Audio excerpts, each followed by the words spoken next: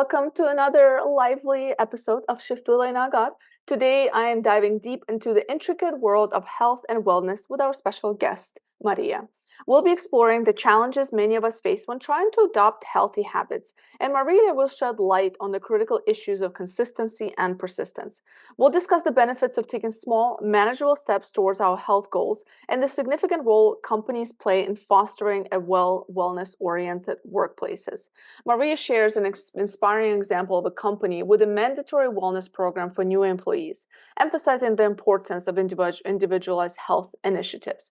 We'll also touch on the rise of wellness programs globally and the crucial mindset shift towards addressing the root cause of chronic illnesses rather than just managing symptoms.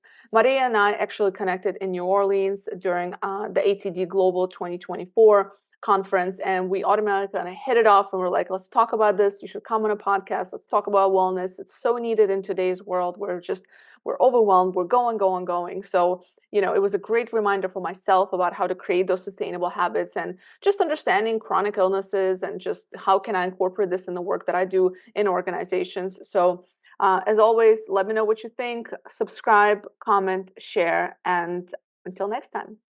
Maria, welcome to the Shift Podcast. Thank you. Thank you for inviting me, Elena.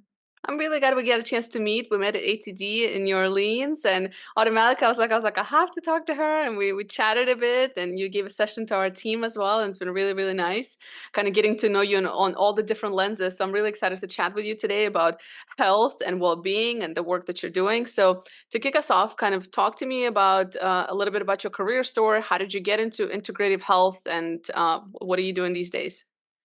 Okay. So I have been working for the healthcare sector forever, for my entire career. And I started working as a consultant in a big consulting firm in the healthcare sector, the most important consulting firm there.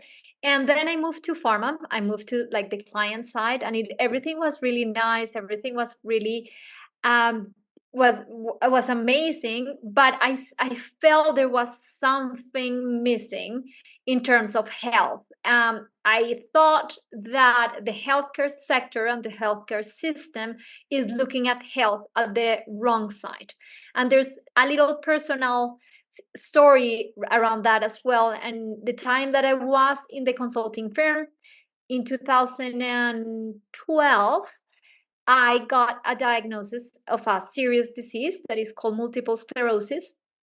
And even though there is a lot of treatment nowadays and people can live very well with that disease, it is still a very serious disease. So when I got that diagnosis, I think there was something in my life that I felt I needed to change. And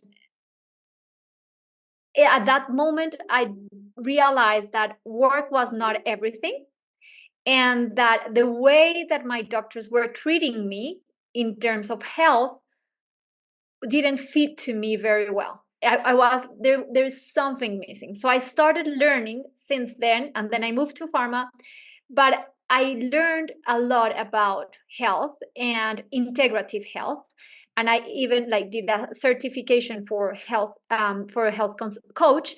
So I applied everything to myself, and I realized I was getting really good results. After 11 years of having that diagnosis, I can say my disease is completely controlled. I'm very healthy. I'm a very healthy person. I think I'm even healthier than in my 20s. So I realized that I needed to share that. And then in pharma, I learned a lot about health, but very narrow view. So I wanted to have a broader view, and that's why I created Love Humankind. And in Love Humankind, we teach patients how to empower themselves to control their diseases and control their health, looking at health as a broader dimension. And talk to me about that broader dimension. What are all the different things that this integrated health? So there's a definition of health that I really like, because I think health was long time ago was defined as the absence of disease, which is completely wrong. And then there's like the World Health Organization says health is wellness, integral wellness, but that also doesn't fit very well to what I was looking for. So I found a definition that I love, and it's the ability to adapt and control any challenges that appear in your life, either physical, mental, social, or even financial. So that's what I think about health. I think about health as a skill and not a state.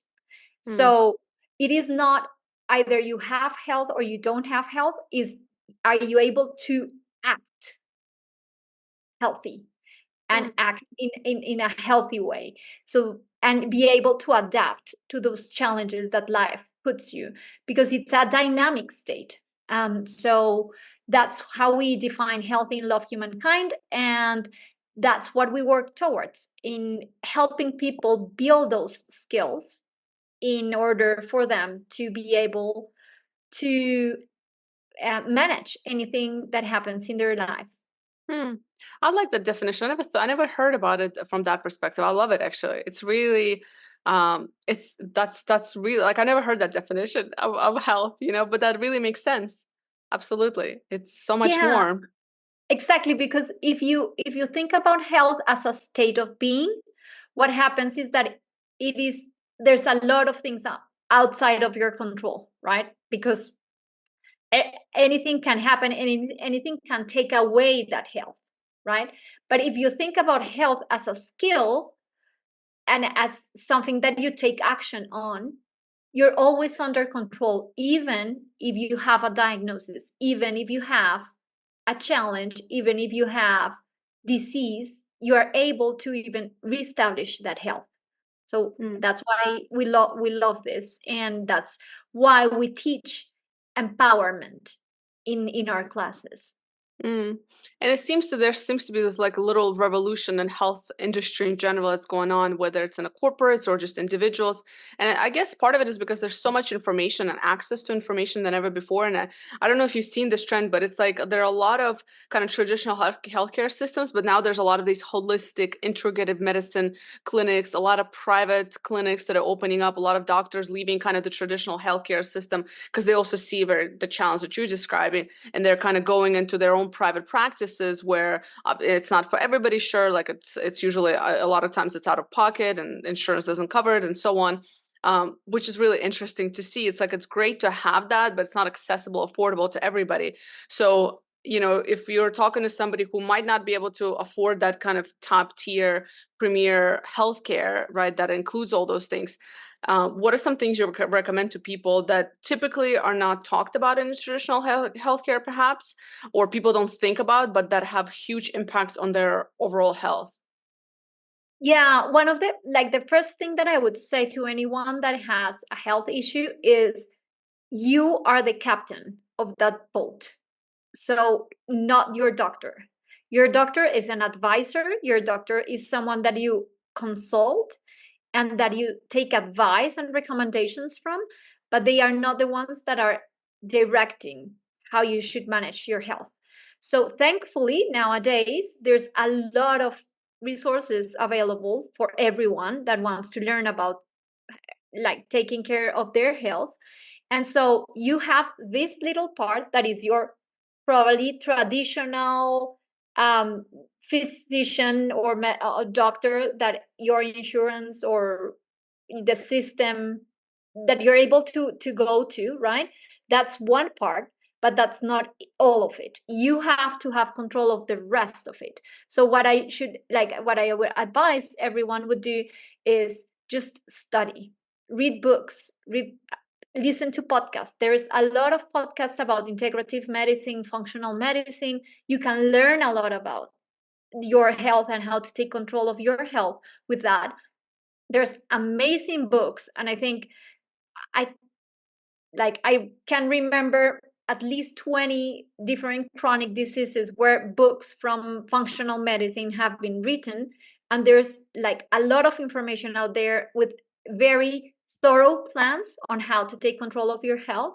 So look at just like understanding that there's a part with like pharmaceuticals and like traditional treatments and surgery and all of that that you might need as well, but there's a lot of other things in your lifestyle that are going to contribute to your health, and that's part of your responsibility.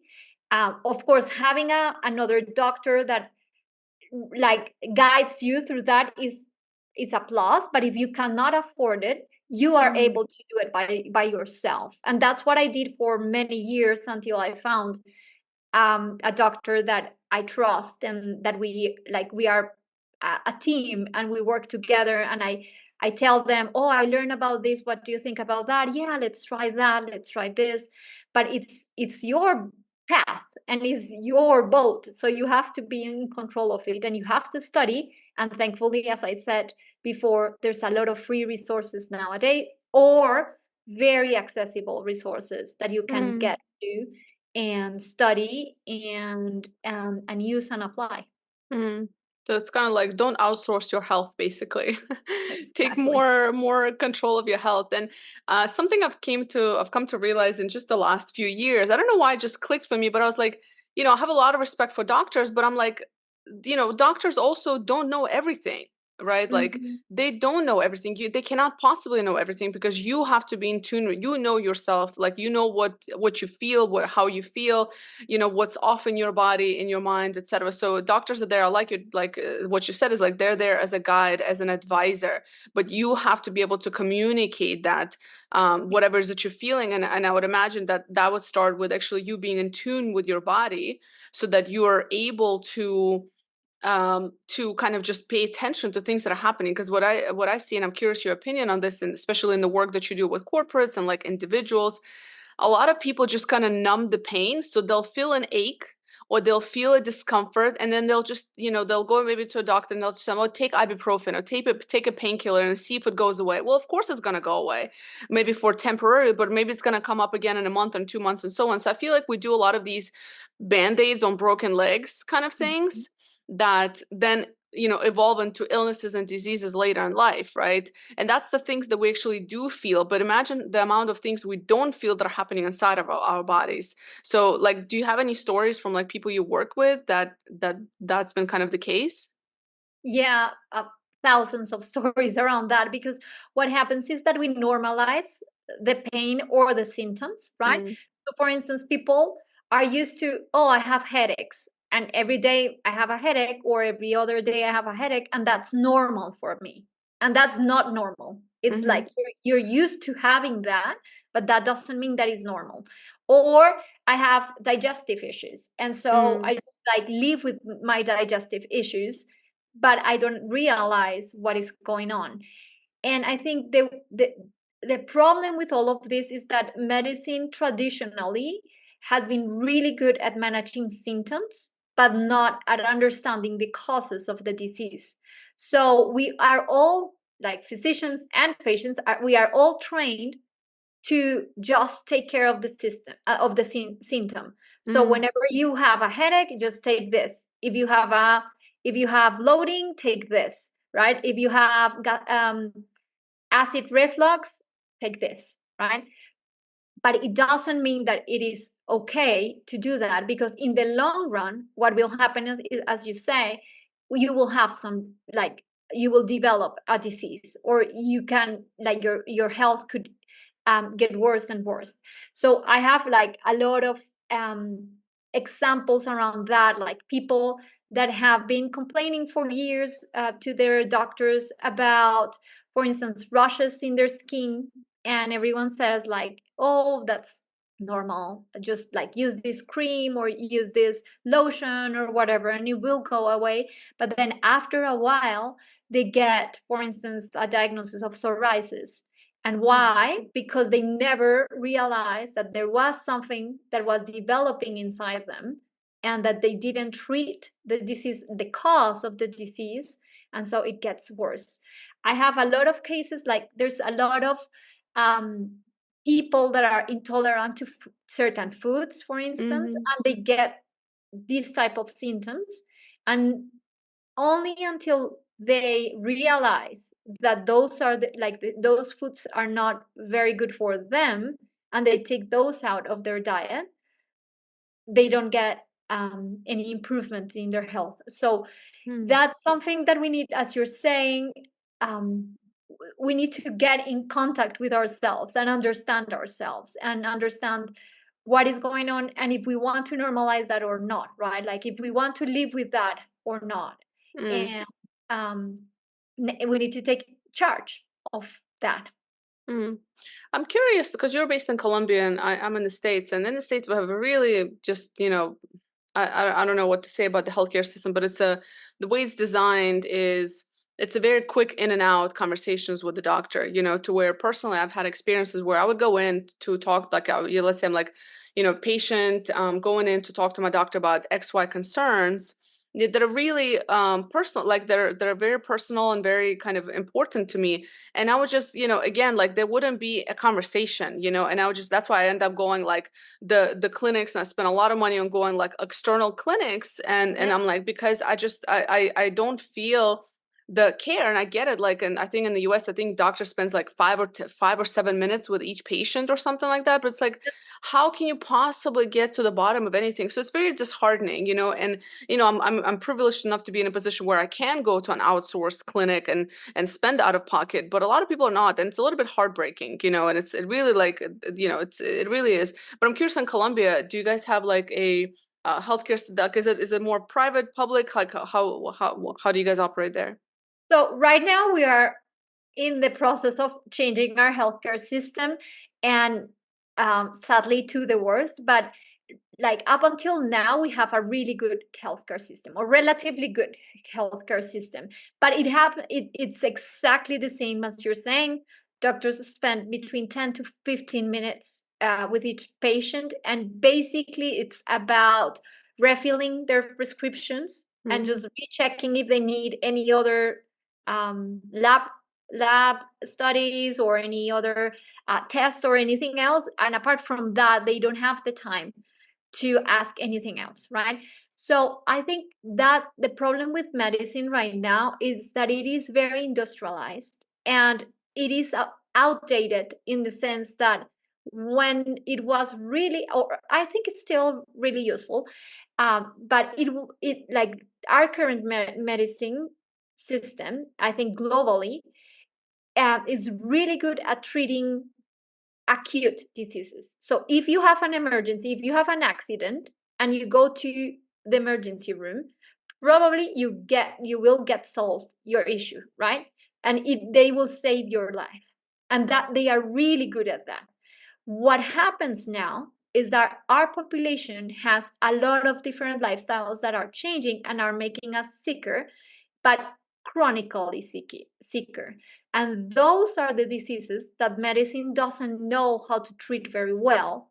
And apart from the symptoms, right? Like they don't understand exactly the causes. So it's very difficult to treat holistically the disease. And since it is industrialized, the design of the medical interaction with the patient is not designed to understand the causes of that. And and so there are no incentives for doctors to really take care of, like, how are you feeling. Many of the diseases that we have nowadays have a strong emotional or mental component to them, but you need to talk to the patient to understand if that's the case, but they don't have the time. So that's why I say, even if you cannot afford another type of physician, you need to start taking care of yourself and understanding yourself, and understanding, is this disease has any components that I can manage myself apart from what the physician is giving me. um, that's where real health happens. And I'm going to give you a little bit of some numbers. And it is thought that around 25% of the population nowadays has some type of chronic disease. This Mm. is a huge number. Yeah. And 50% of those have at least two different diseases, chronic diseases.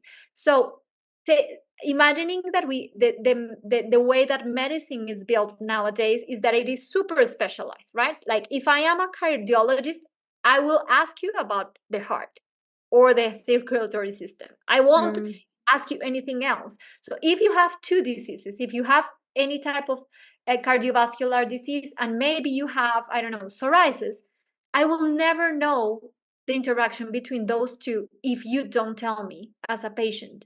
So that's where we as patients need to really be in control with everything and need to talk and communicate to our doctors as much as possible and let them know everything that is happening to us to understand, for them to really understand, or even seek, like with the internet we can look it up. What is the relationship between cardiovascular disease and psoriasis? Well, they will tell you.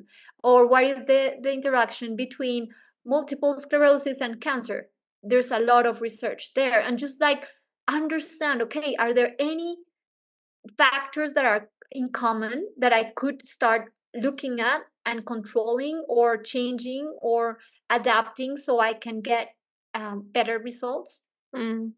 I like that a lot. And what's interesting is that, when you say kind of, do your own research and then come and then kind of, almost, provide your feedback to the doctor, because you are the client. And if you think about it in the business world, like whether it's programs or whatever may be, how often do clients come back and say, listen, I've heard this, so I've seen this, can you incorporate this into this? But with doctors, because it's been put on such a pedestal, like, oh, like you don't question a doctor, you don't ask questions, you don't come with your information, because there's a lot of stigma around, like, like when people just Google and go down the deep hole of the internet of things that could be wrong with them, right, and so on. And so there's that. But there is something to it as well. If you educate yourself, there's so much information and resources, not jumping on the first thing and go into panic mode to your doctor. But I think, to your point, educating yourself is important, because you are the client. And just like in the corporate world, just like in any other industry, our client or our clients are going to be questioning things to us as providers, as service providers, as coaches, and so on. So I don't see why we can't do that to the doctors. I think a lot of some people do, but a lot of people don't, and they take what the doctor says and that's it.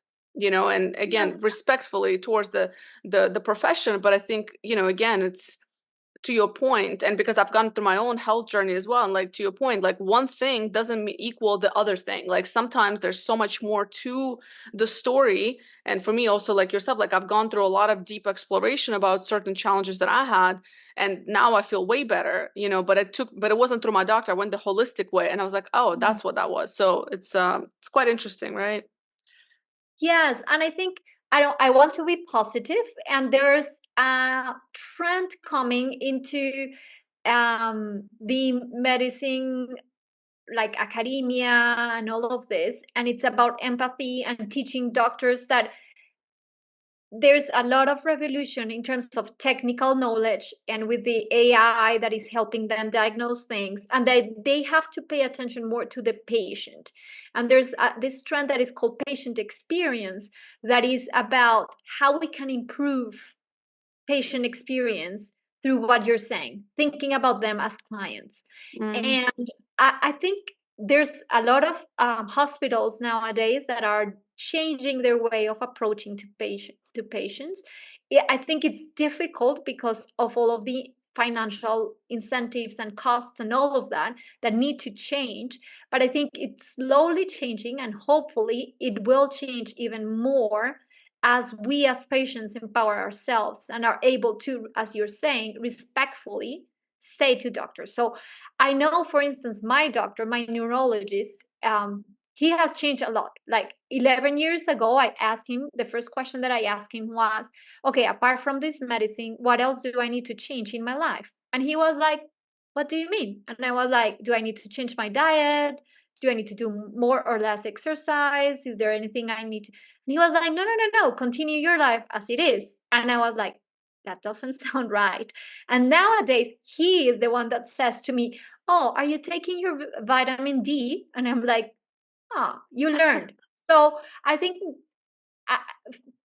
doctors and medicine is also learning that we need to look at this at a broader perspective. So, for instance, in breast cancer, there's like tons of research that prove that breast cancer has a strong relationship with stress management, with women with high stress and very lonely situations or difficult situations in terms of their family structure and component.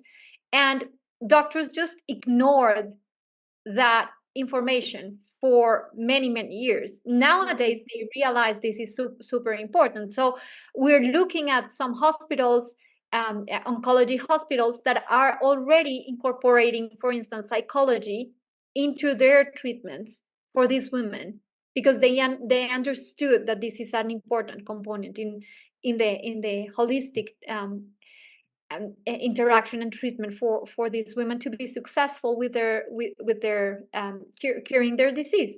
So I think we're slowly moving to understanding that this has to be integral. Yeah.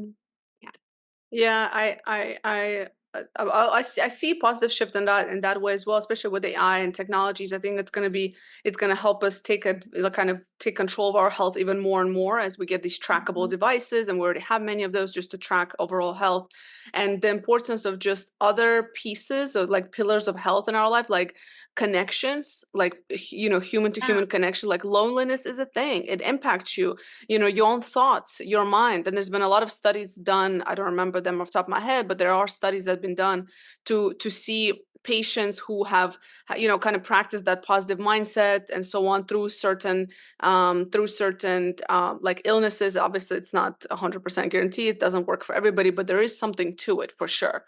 The thinking process, like how you think about something, how much joy you have in your life, like all these things. And I almost wonder it's because those things don't make money. Like, you can't, like a doctor shouldn't just be like, oh, just go have some fun this week and you'll feel better.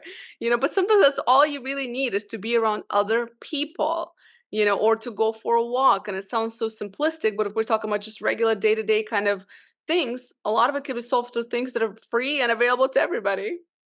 Exactly. Yeah. And I think that's where we start, like the importance of us understanding what is important for us. And I always say that chronic diseases are like when you are filling a glass with water. So every drop is different for every patient. So as you're saying, for some of us is food, for other people might be connections. I think for everyone there's a little bit of everything, but you need to start like playing around. I advise people to use their disease or lack of health as if they were in a lab, in an experimental lab, and using their body as an experimental. What happens if I change this in my life? Oh, it didn't work. Okay, let's try something else. And that's how you get to the answer. But you will never expect, even with functional medicine or with integral medicine, you will not expect your doctor to know the answer either. You need to play an active role in that. Otherwise, you will never get to the answer. So it's always like playing. Okay, maybe I'm lacking a little bit of social interaction. I'm feeling a little bit lonely, or maybe I lack purpose, because sometimes that's also it. It's like I don't understand why I'm here and why I matter, and that is something important that we need to work. So maybe I should work on that one. Okay, let's work on, maybe I'm very sedentary. Do I need a little bit more of exercise? And our body is so complex. It's like such a complex biological and chemical machine that it's not just one thing that may cause you the disease. There's like many things, and you need to start playing around with them and see and calibrating them in order to get to the point that it works. Yeah, it's one of those things that it's so easy when we talk about it, yet so many people struggle with it, right? What have you seen as the biggest challenges for people to overcome this? Because I think like what we're saying sometimes it's just a reminder for people. What have you seen? Like, what is the biggest challenge for people to actually get to doing things that they should be doing for their health? I think it's basically any habit form, like any struggles that we have with habit formation, the same is with health, right? It's like we always, like, everyone knows that you have to eat healthy, that you need to exercise, that you need to have some time of like relaxation, that you need to have a good quality of sleep. Everyone knows about that. It's not lack of knowledge. It's I, and I wouldn't say it's lack of motivation, because I don't believe that motivation is all that you need. I think it's lack of consistency and persistence. And what happens is that whenever we are here and we want to be here, looking at like the process, it looks so difficult that you just like quit before starting, right? Because it's like, oh, it's too much. I need to do too many things. I need to do too many changes in my life. Um, what I say to people is just like take simple steps. Don't look at where you have to go. Just look at the next step. Okay, today I'm going to have an extra glass of water. That's it. You don't need to change your whole diet today. Just take an extra glass of water. And I think that's where people struggle, because if you look at your main goal or your goal over there, it's like it's impossible. I won't do it. I don't have the motivation. I don't have the discipline. I'm not good enough, etc. But if you take small steps, that's one thing that you can do. Then the other thing that I always ask people to think and write, and you can see I have a lot of post-its everywhere in my computer and all of it, is just have a good why you want to do this. And it's not about, oh, I want to be healthy. Okay, what does that mean to you? Does it mean that you are able to play with your kids if you have kids?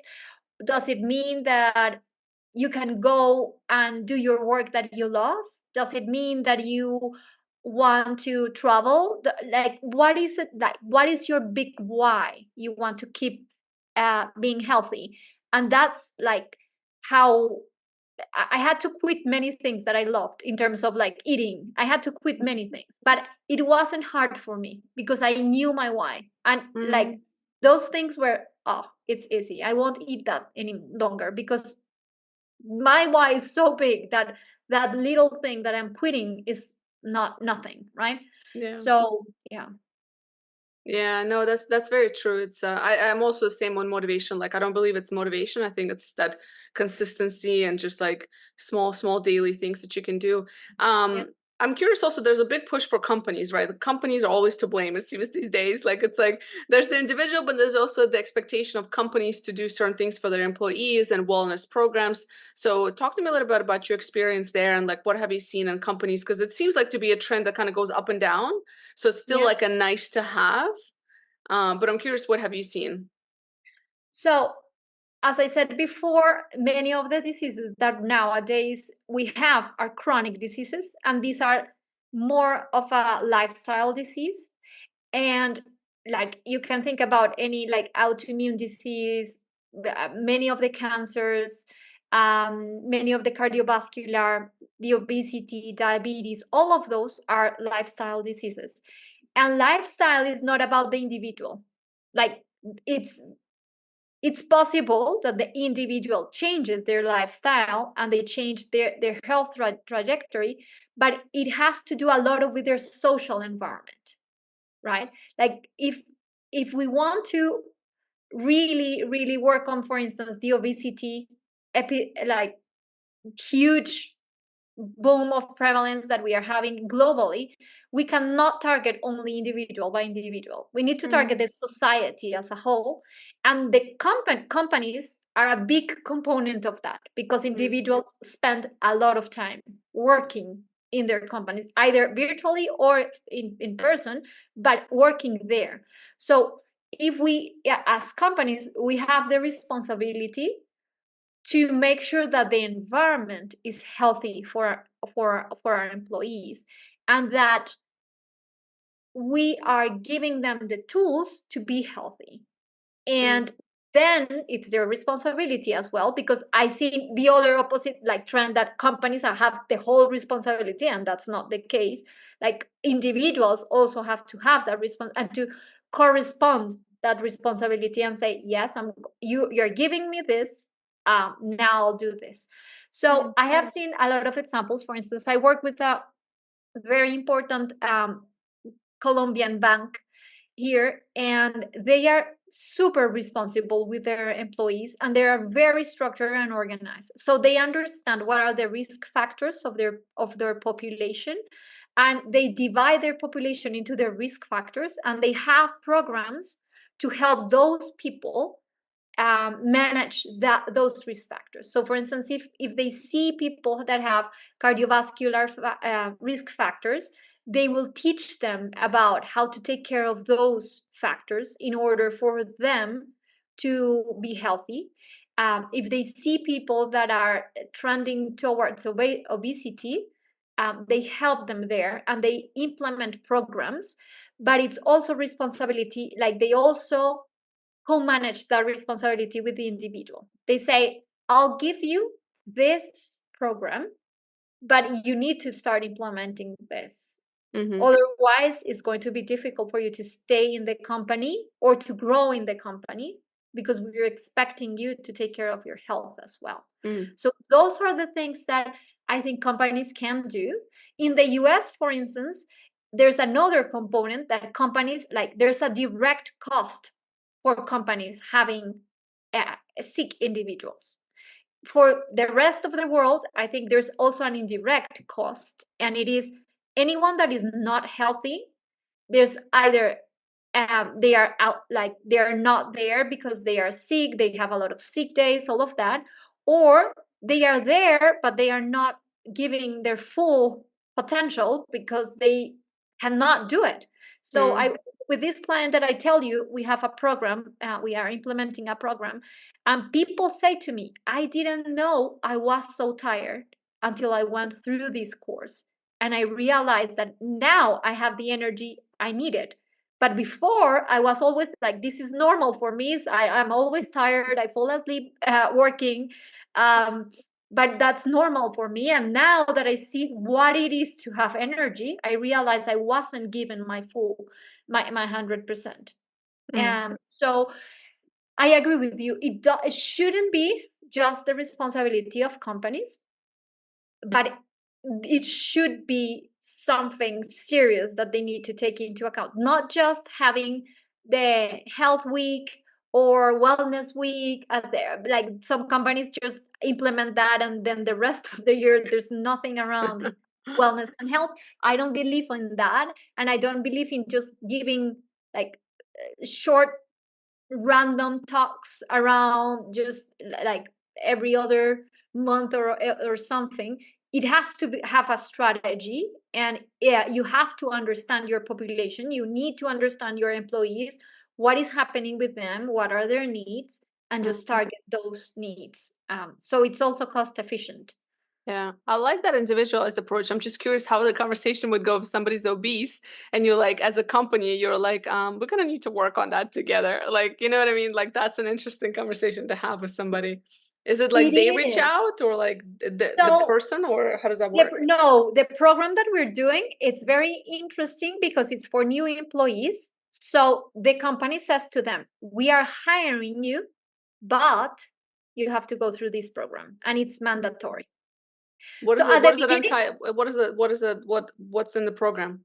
Tell me more. There's like a lot of about health empowerment. So understanding that you're responsible for your health. There's a lot of just like basic health knowledge around the disease and around how to manage the disease.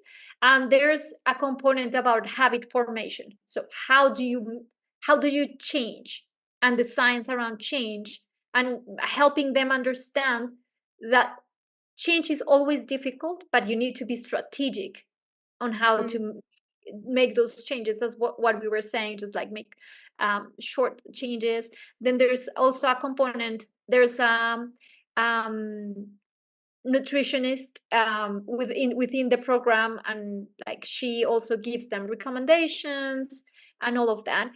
I think having it mandatory to those new employees is a really good strategy. I don't think that if the employee doesn't do it, they will not like get hired or they get fired. I don't think so. But just saying to them, you are welcome to this company, but you need to work in your health. That's a really like a good push for the employee. Now, I know like whenever I receive these people, they are a little bit hesitant, a little bit resistant, like, why am I here? But after they go through the program, they all say, like 100% of them, they always say, this was the best gift that this company could give me. So I think it's just sometimes we need to nudge people and to push them a little bit to make them responsible and to see what's the reality behind their situation. I actually really, really like because it's more of a proactive approach versus reactive. And I Yes. can see how that can definitely save a lot of troubles and also just money to the individual, to the company, time, and uh, all those sort of things. If you can educate people from the beginning, right? And I don't see a lot of companies doing that. Like they'll put them through other programs, but not programs that are focused like, hey, this is about your health. We want you to be at your best when you're working with us, and here's the resources and tools we're willing to provide. You just have to meet us halfway. That's really interesting. Um, so, and do you see a lot of companies do that, or is it just like, is that a trend that's picking up? I think there is a trend. What I have seen is that companies are spending more and more budget in wellness initiatives. What I see many of them lacking is a strategy, like a Mhm. solid strategy. I see a lot of like trends on things and companies doing this and that and health fairs and things like that, health days, health weeks, health challenges, all of that, which are very useful. I'm not saying that they are not, but if they lack a big solid strategy, they will only do so much for Mhm. so um yeah, but I have seen like many examples on things like this and companies that are moving towards Mhm. um, more consistent wellness strategies. Yeah, And this is mainly like in Colombia, or do you see this in other parts of the world as well? I think it's global. I don't Mhm. think it's only a matter of our country. I think even our country is lagging behind many other countries and initiatives that have been implemented. Um, there's also a component on like government frameworks and things. So Mm. I have seen a lot of governments going to like healthy cities and healthy societies and things like that, that they give like at least some of the alignment Yeah. on what they are expecting from the private sector. And that is also pushing some of the companies to start thinking about this. That's interesting. Yeah, I mean, I hope to see it more and more for sure. In the US, it's there, but still, it's still a nice to have. It's more of like those little random things like a health challenge, or like we're gonna send you all yoga mats or Fitbits, and we tick the box of well-being and organization and stuff like Mhm. that. That's really, really interesting. I know you post quite a bit of content on LinkedIn. Is that your main area where you hang out where people can get in touch with you and learn more? Because you post a lot of really awesome like videos and tips and stuff like that. Yes. Well, I use a lot LinkedIn and well, recently not that much, but Instagram as well. And yeah, mainly LinkedIn. You can contact me through there. Yeah. Awesome. I'll make sure to include that in the show notes. So as we wrap up this conversation, the one question that I always ask all of my guests is, what is one question you wish people would ask themselves more often? What is one question people would should ask themselves more often is um, I would say like, what does happiness mean to me? Because I think people are chasing sometimes things that are not important for them. And if you just check on yourself every time, and what does being happy mean to me, I think they would go in a better path. That's a good one. Something to think about. What does happiness mean to me? I love it. Maria, thank you so much for the chat today. We can spend the next hour talking about healthcare and on all these things, but we'll save it for round two. And hopefully you'll come back and we'll chat a little bit more and see how the world has changed as we're, navigating this new world of work and just the different things that are being offered in the workplace. And hopefully it's going to keep evolving and keep growing and all those things. So thank you so much for sharing your tips and insights and your knowledge with us today. Thank you so much for inviting me.